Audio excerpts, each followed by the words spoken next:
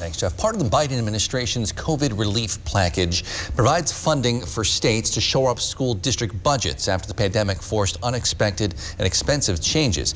For Wisconsin, it's about $1.5 billion, but there's a key requirement.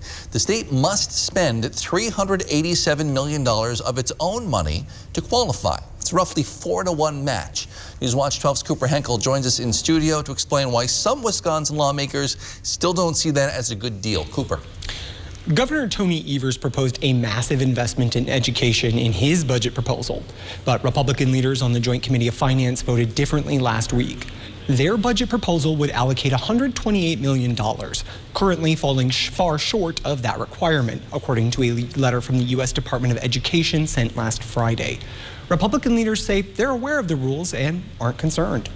The American Rescue Plan requires states to maintain the average percentage of spending on education from 2016 to 2018 in order to receive federal dollars, essentially preventing states from dropping in-state spending and relying only on federal dollars.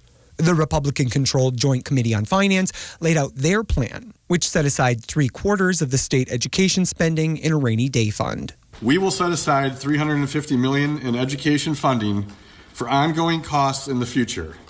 This will help maintain funding stability for future K-12 budgets. Their plan would also shift funding away from schools who shifted to hybrid or virtual education for more than half of last year, as a way to reward schools who stayed in person. The money that is subject to the Joint Finance Committee oversight will be skewed towards those schools that are in person, as Co-Chair Bourne said.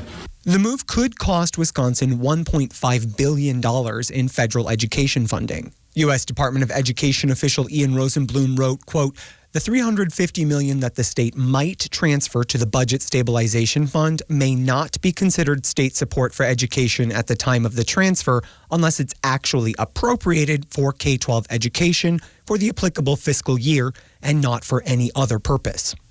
On Monday, Governor Evers warned he could veto the whole budget over the issue. Not only should they be meeting the requirements of the federal government, they should be actually helping our kids move forward as a state. When asked, Representative Bourne dismissed concerns. Does that give you any pause about what you guys did last week with K-12? How much money is there from the state? No, nothing's really changed since last week. We're still working through the budget process. In addition to the education debate, the Republicans voted down a proposal to legalize medical marijuana and invest $15 million in updating the unemployment system today. For now, at least, the budget debate has no resolution in sight. We'll be right back after the break.